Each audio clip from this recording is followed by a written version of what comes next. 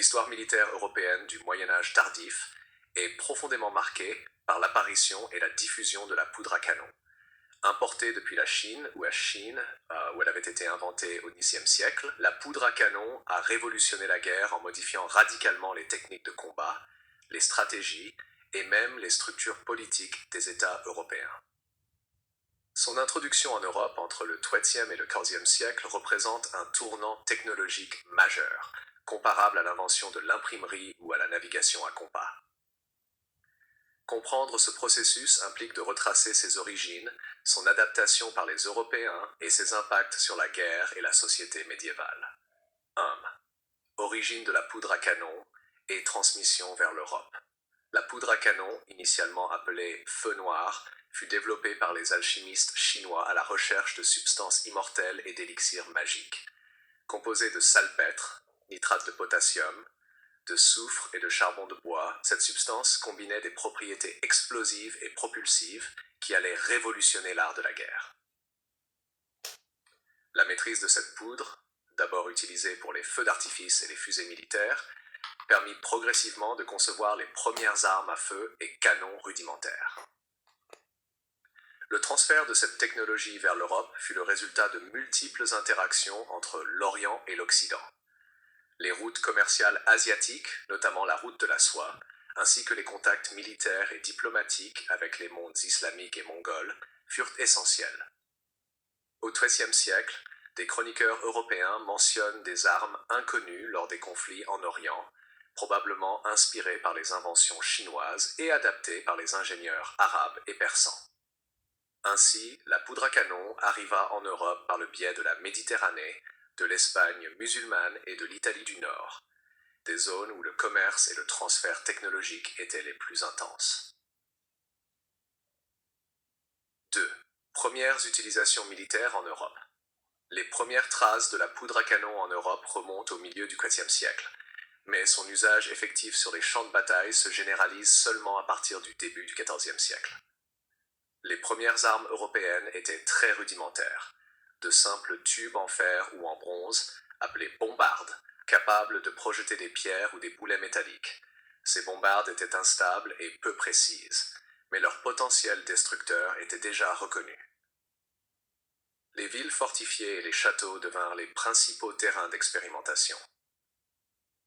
La poudre à canon offrait une solution efficace pour briser les murailles, qui jusque-là étaient considérées comme pratiquement imprenables. Le siège de Metz en 1324 et celui de Constantinople par les Ottomans en 1453 illustrent l'efficacité croissante des canons, qui, bien que primitifs, faisaient désormais partie intégrante de la stratégie militaire. Diffusion et amélioration technologique. L'adoption de la poudre à canon en Europe ne se fit pas sans résistance. Les militaires traditionnels et les chevaliers étaient initialement sceptiques face à cette technologie nouvelle, qui remettait en question leur suprématie sur le champ de bataille. Cependant, les avantages tactiques et stratégiques de la poudre à canon devinrent rapidement évidents. Les villes et les États européens commencèrent à investir dans la production et la recherche sur les armes à feu. Les progrès techniques furent rapides. Des maîtres artisans allemands, italiens et français perfectionnèrent les canons, améliorant leur solidité et leur précision. L'introduction de la fonte et des alliages métalliques permit de fabriquer des canons plus puissants et plus fiables. Parallèlement, l'évolution des techniques de chargement et de mise à feu augmenta la cadence et l'efficacité des tirs. Vers le XVe siècle, la poudre à canon était devenue un élément central des armements européens, capable de transformer la guerre de siège et la stratégie militaire globale. 4. Impact sur la guerre et les structures politiques. La diffusion de la poudre à canon eut un impact profond sur la guerre médiévale et la politique européenne. Les châteaux et fortifications médiévales, autrefois symboles de la puissance féodale, perdirent leur invincibilité.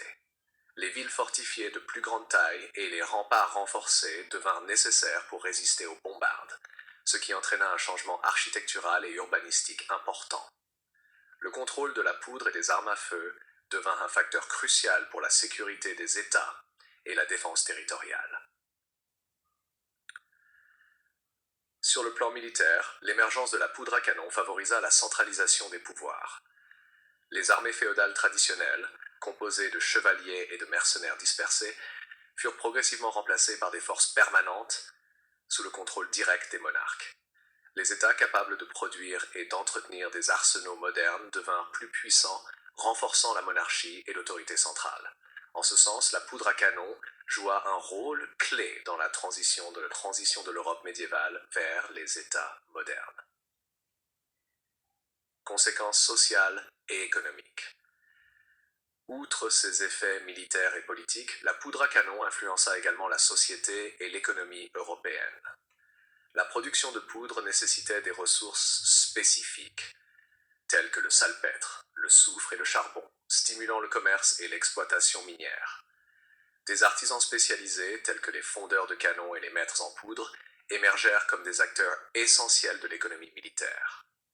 La logistique et le financement des armées devinrent des préoccupations centrales, renforçant le rôle des États et des villes dans l'organisation de la guerre. Par ailleurs, la poudre à canon modifia la perception de la guerre. L'utilisation d'armes à feu rendit les conflits plus destructeurs et moins personnalisés, réduisant le rôle des combats singuliers et des exploits chevaleresques. La guerre devint une activité de masse, mécanisée et planifiée, préparant le terrain pour les conflits modernes des XVIe et XVIIe siècles. 6. Adaptation et innovation militaire. La maîtrise de la poudre à canon suscita une série d'innovations dans la stratégie et la tactique militaire. Les ingénieurs européens développèrent des fortifications bastionnées capables de résister aux tirs de canon et des systèmes de tranchées et de retranchements pour protéger les soldats.